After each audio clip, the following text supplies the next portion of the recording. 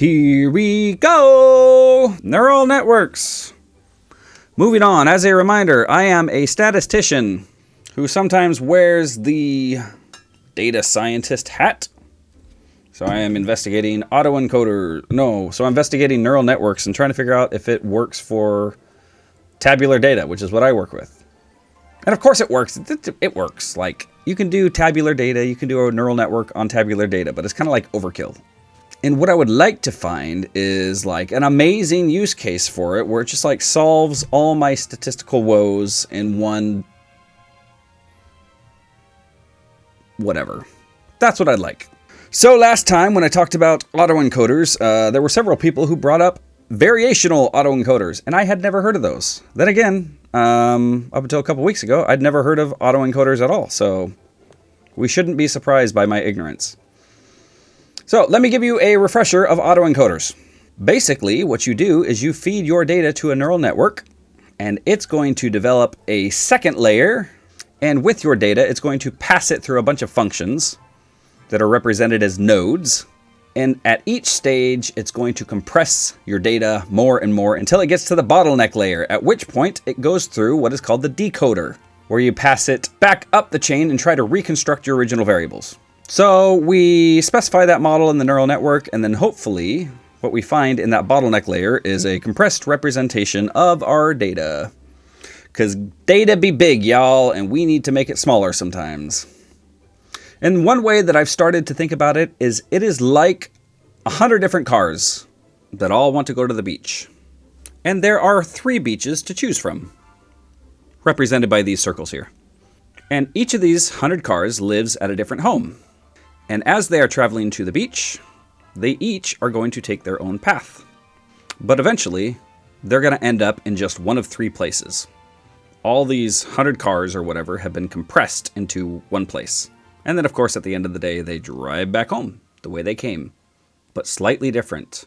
For aren't we all changed when we choose to go to the beach?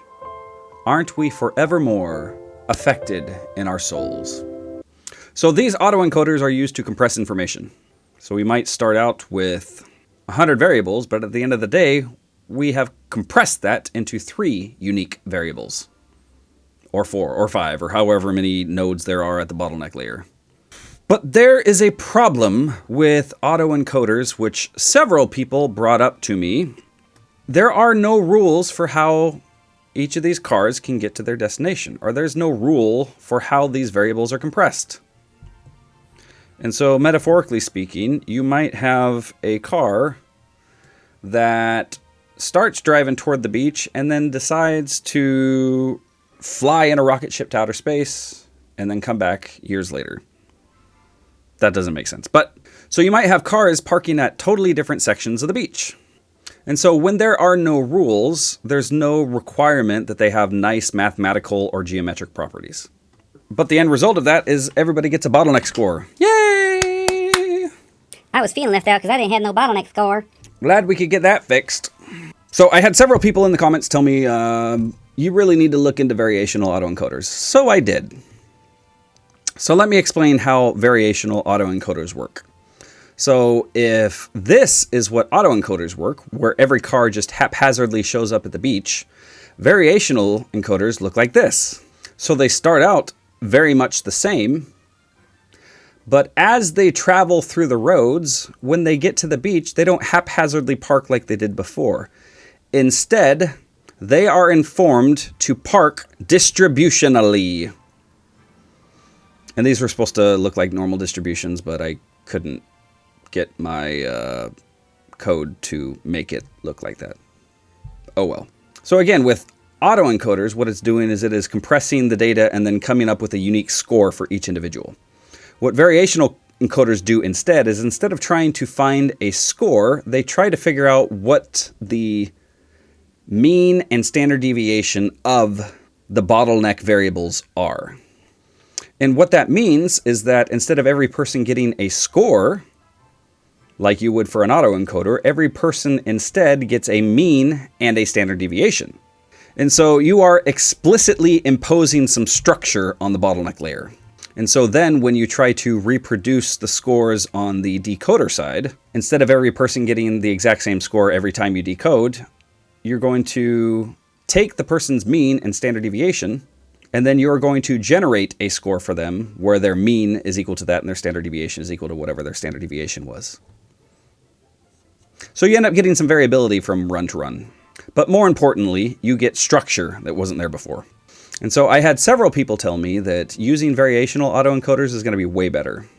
And so I'm going to try that and see if that fixes my statistical woes. And we shall see. Who knows?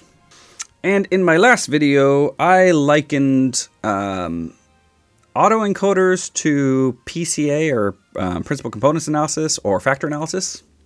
And then in the process of discovering that, I realized that in some ways they're kind of opposite algorithms, because factor analysis compresses variables and autoencoders compress people.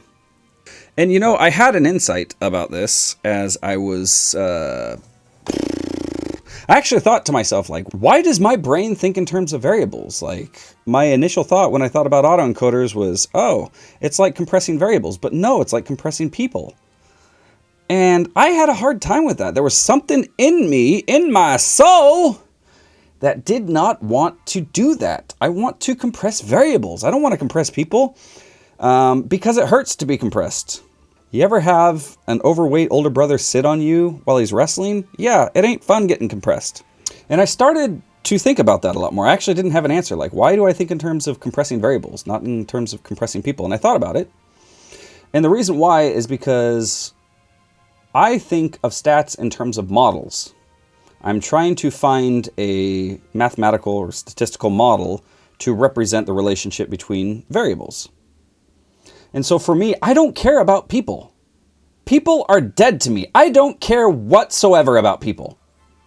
People are just random samples. If I didn't have you, I could have somebody else. I don't care about the people in my sample, but I do care about the variables. I care about the model. But that's not to say that you can't, there's no value in compressing people. And so I am at a crossroads right now. Do I continue with my wicked ways and thinking about compressing variables? Or do I do what I did last time and try to take a person-centric algorithm and make it variable-centric? Or do I just embrace the peopleness of data? Because after all, isn't that why we're all here? To peopleize based on data? I mean, it all comes down to humans. We're the only species that matters anyway. Don't hate me, PETA. Just kidding, I love animals too. Not spiders, though. Do spiders count as animals? They're arachnids. So, 2 ideas. This isn't... I don't think this is my idea. I think somebody's already done this, but I want to see how well it works. So the basic idea here is that we are going to cluster the bottleneck scores. Let's say we have 2 bottleneck neurons. And so what we're going to do is we're going to plot on a Cartesian graph every data point. Their scores on Z1, or the first neuron in the bottleneck layer, is going to be on this axis. And then the second bottleneck scores are going to be on this axis. And then you're going to basically plot a scatter plot. And then what we can do is we can start looking for clumps or clusters of scores that kind of go together. And so in this example, I've color-coded them so that we have 3 different clusters. Now what we're going to do is we're going to identify what's called the centroid, or the score that is directly in the center of this cluster. And then we could treat that centroid as if it is a score. So we could figure out what its Z1 and Z2 score are, because we're already in Cartesian space. And then we then send that through the decoder and then find out what its scores are on each of the variables we put into the model. And then we might, for example, in this plot, show the mean, for example, of each of the variables. And then we start to have a good idea of what the average person looks like that belongs to this cluster. So in this example, this person has really high X5 and X7 scores and fairly high X1 scores. And then from there, we can start to try to understand what each cluster's profile looks like, what the typical person looks like. And we could either think about things in terms of variables, and find some relationship between the centroid's scores on the variables and the bottleneck variables themselves, or we can remain in person-centric mode. So that's one idea. That's my more person-centric idea. My other idea is that we look at the data set, and then we're going to focus in on one of the bottleneck scores, let's say Z1, and one of the variables, let's say X10. Then what we're going to do is we're going to convert that information into a scatter plot, like this. And when we do that, we already see the relationship between the bottleneck node and the observed variable. So we can see from this plot that the two are positively correlated. And we might even go further and fit a regression line. And how would we do that? We'd basically create a new score where we pick every Z1 value, in this case, from -3 to +3. We're going to sweep through the entire range and figure out what the predicted X10 score is going to be. And this is useful if we want to remain in variable interpretation mode, because it can help us identify the semantic meaning of the bottleneck score. And then, of course, we could use some of the tools in FlexPlot to visualize multiple variables at once if we wanted to. Almost like we do when we use like compare.fits or something like that. So those are my two ideas. One of which is focused on remaining in person-centric mode, where we start caring about people, and the other one where we don't care about people. We care about models and we care about variables. So, let's go ahead and try that and see what happens. Okay, it is the next day, and I realized I made a mistake in my last YouTube video. It's a bad mistake, but it's a good mistake, if such is possible. One thing that didn't occur to me in my last video when I was trying to reproduce factor analysis results is that in my encoder and in my decoder, I used RELU as my activation function when I was simulating my data linearly. So I was using a poorly tuned model. And so as I've been working in R today, I spent some time actually tuning the model, and it actually works really, really well. So that's the good news. The bad news is I look like a moron because I messed it up last time. So with that, let's go ahead and step into R real quick, and I'll show you what I got. And I'm going to post this on GitHub. If you don't see it linked in the description, let me know and I will... That just means I forgot. So I'll post this on GitHub so you can follow along and see everything that I'm doing. So I've got a data set that is simulated factor analysis where everything is linear. And then if I compute the bottleneck layer, this time with a properly tuned neural network, and then I'm going to export the factor scores or the bottleneck scores. I'm going to call them Z1 and Z2. And then just as a kind of validity check, I'm plotting the relationship between Z1 and F1, where Z1 is the bottleneck layer and F1 is the latent variable. And this is the known latent variable. So this is the true value of the latent variable when I simulated it. And when we look at the relationship between the two, it is dead on, baby, with some variability, of course. So the neural network is definitely capturing the actual latent variable. And same thing for the second bottleneck layer. But of course, when we're doing data analysis, we don't have access to the latent variable. Instead, we have the indicators. So that's what this next plot shows, is the relationship between the Z1, or the first node in the bottleneck layer, and X1, which is the first observed variable. And that's exactly what we should see. We should see a strong relationship between the two. And likewise, we should see a much weaker relationship between, not Z2, but between Y. So I've got a data set where X1 through X10 are the indicators for the first latent variable, and then Y1 through Y10 are the indicators for the second latent variable. And then here are the actual scores for the latent variables, and then here are the estimated scores from the neural network. Now, if I try to plot the relationship between Y1 and Z1, when Z1 is not the latent variable associated with Y1, we should see a much weaker relationship, and we do. There's a slight linear relationship, but that's probably only because I allow F1 and F2 to be slightly correlated. On the other hand, when we look at the relationship between Z2 and Y1, there should be a relationship, and by golly, there is a relationship. So it's working really well with the linear version. Now, what happens when I have a nonlinear data set? And for this data set, I used a similar function that I used last time. It is an ogive function, or in other words, we get this sort of double bended S-shape relationship. And so I simulated a relationship between the latent variable and each of the indicator variables that has that sort of curve to it. And then now I'm going to estimate the bottleneck layer again. And then I'm going to export the bottleneck scores. And let me just show you what the actual relationship is before I go into the kind of validity checks. So if I look at the relationship between F1 and X1, data equals D, this is the true relationship because, again, F1 represents the true scores. And we see this kind of curvilinearity going on.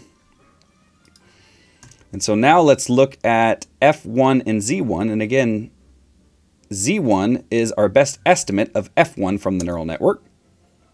And dang, that looks pretty good. I mean, once you get into the tails, it's a lot more noisy, which is what we would expect.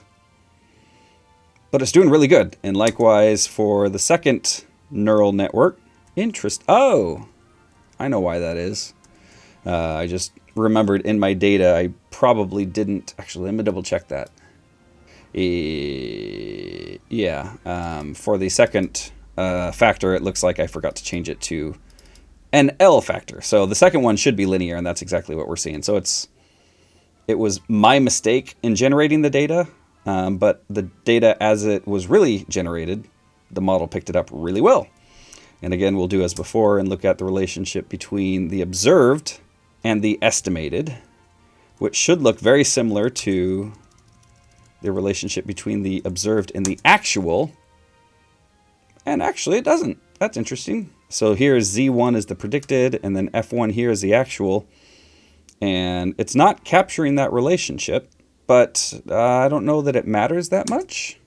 And then here is the relationship between, and again, these are just linear, so those behave exactly as we expect.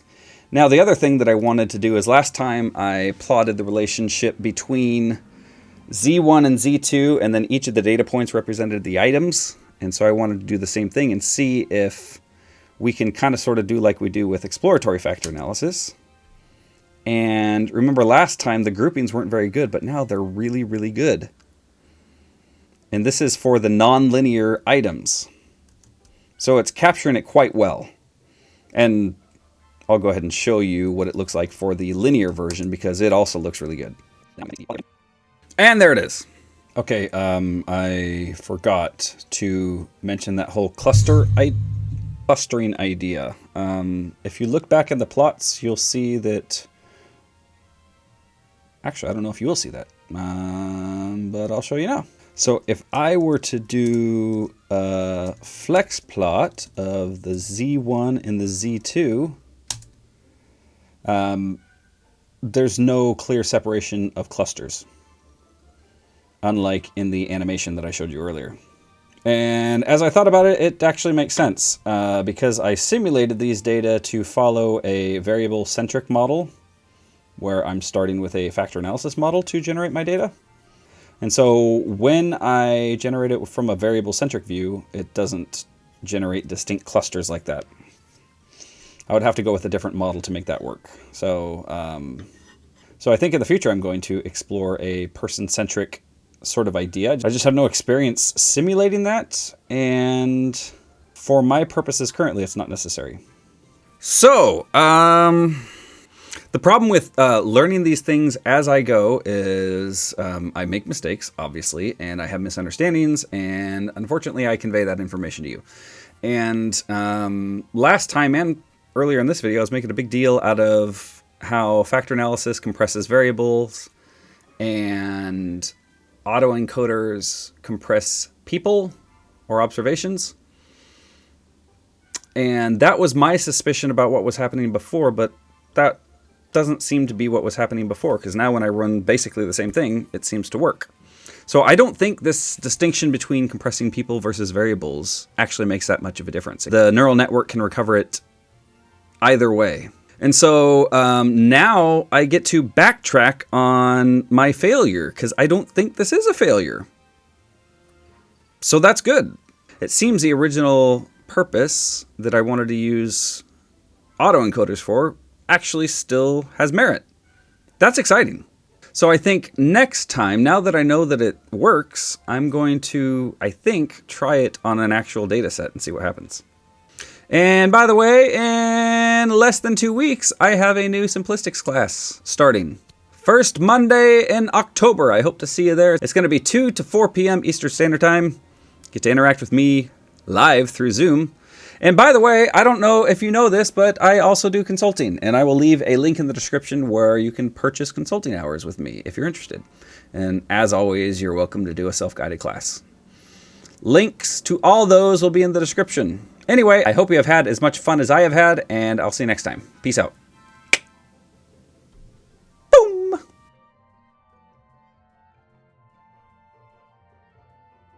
No. Oh.